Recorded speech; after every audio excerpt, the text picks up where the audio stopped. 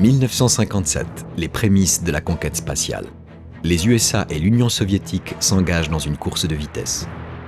La France leur emboîte le pas. 4 ans plus tard, le CNES est créé, puis c'est le tour du Centre spatial de Toulouse en 1968.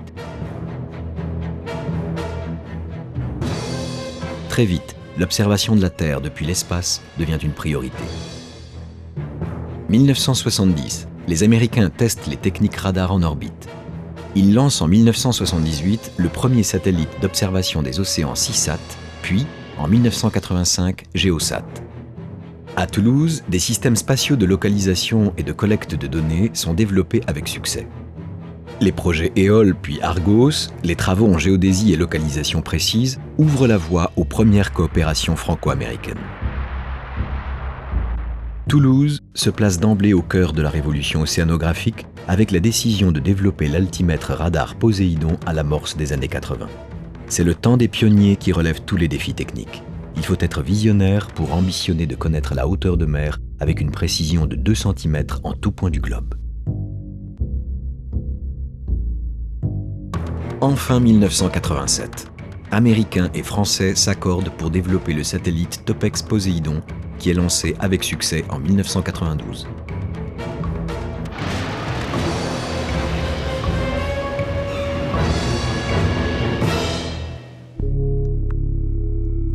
Une nouvelle vision globale des océans s'offre au monde. Hauteur de mer, circulation océanique, phénomène El Niño observé en 1994, anticipé en 1997.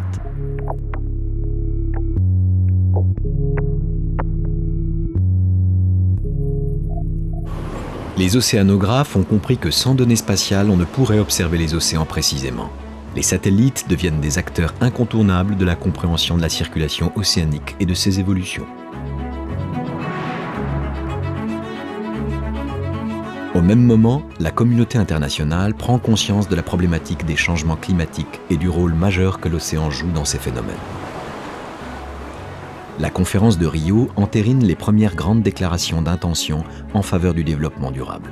20 ans plus tard, à Copenhague puis à Rio+20, force est de constater la difficulté d'aboutir à un consensus. Mais durant ces 20 années, le développement des outils spatiaux se poursuit et les scientifiques continuent de conjuguer leurs efforts pour bâtir l'océanographie opérationnelle.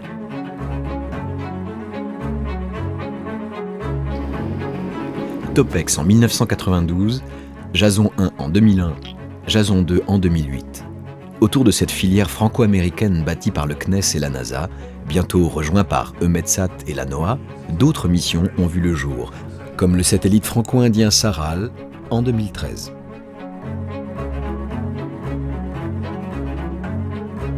Une communauté scientifique puissante et sans frontières s'est formée. La filière toulousaine y occupe une place de choix. Dans la Ville Rose, plus de 1000 chercheurs, ingénieurs et techniciens travaillent dans les métiers de l'océanographie spatiale.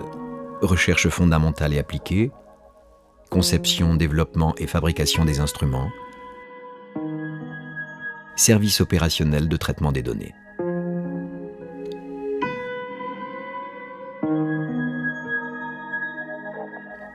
Aujourd'hui, l'altimétrie spatiale fournit des données indispensables à toute la communauté de recherche et opérationnelle. 23 ans de collecte de données attestent ainsi d'une élévation du niveau des mers, avec des disparités régionales importantes de l'ordre de plus ou moins 10 cm. Quant au niveau moyen global, il s'est élevé de 3 mm par an, soit 6 cm sur la période. Quid de l'évolution de ce niveau au cours des prochaines décennies, compte tenu du réchauffement climatique ?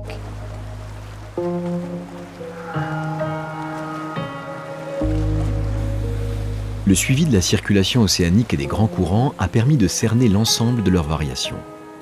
Par exemple, le courant du Gulf Stream, qui pourrait être perturbé du fait du réchauffement climatique, avec pour effet un refroidissement de toute l'Europe. La détection au jour le jour des anomalies de hauteur de mer permet d'anticiper sur les phénomènes océaniques majeurs comme El Niño et La Niña, qui, lorsqu'ils surviennent, ont des conséquences climatiques désastreuses. L'altimétrie est utile en géodésie et géophysique pour observer la forme de la Terre, notamment connaître le géoïde marin et la bathymétrie. La topographie d'un glacier, l'épaisseur et les caractéristiques de la glace, y compris les glaces de mer, peuvent être déterminées. Une nouvelle science prometteuse est née de l'altimétrie, l'hydrologie spatiale.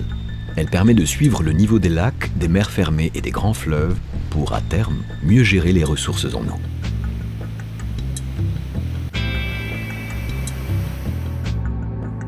Observer, comprendre, mais aussi prévoir.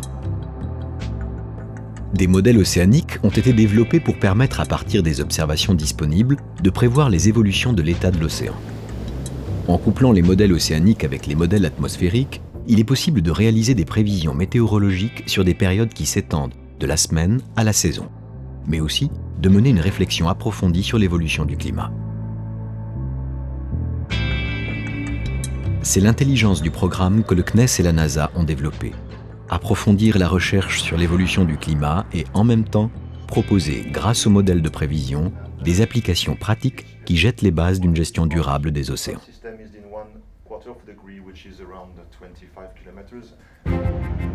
Ainsi, il est possible d'optimiser les routes de navigation en fonction des courants, d'améliorer la météorologie marine en prévoyant la hauteur des vagues et de la houle, de participer à la gestion de crise en cas de marée noire, de contribuer à l'identification des pollueurs qui dégazent en pleine mer, de mieux apprécier les risques d'installation et d'exploitation d'une plateforme offshore, d'aider à une gestion durable des ressources halieutiques. De nombreuses autres applications sont en devenir pour faciliter notamment la gestion des espaces côtiers. Les agences spatiales, avec les équipes de recherche, ont créé de toutes pièces et de façon très visionnaire l'océanographie opérationnelle.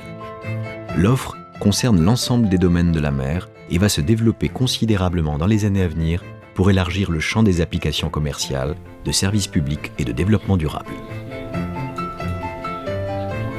Initiée par les agences spatiales, l'océanographie opérationnelle est devenue aujourd'hui indispensable tant pour les applications sociétales que pour la recherche. La communauté scientifique a ainsi fortement besoin des données traitées et des prévisions fournies. En ce sens, la recherche est devenue cliente de l'océanographie opérationnelle. Ce continuum de recherche est l'une des raisons fondamentales du grand succès de l'altimétrie spatiale.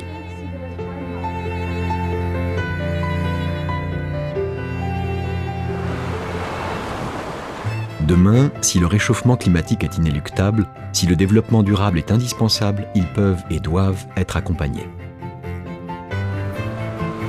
Après Saral et Jason 3, les équipes toulousaines vont continuer à contribuer fortement aux futurs programmes Sentinelle 3, Jason CS puis SWOT et ainsi agir dans le domaine de la surveillance des océans dans l'intérêt de la collectivité. Toulouse, cité de l'océanographie spatiale et opérationnelle, est une réalité.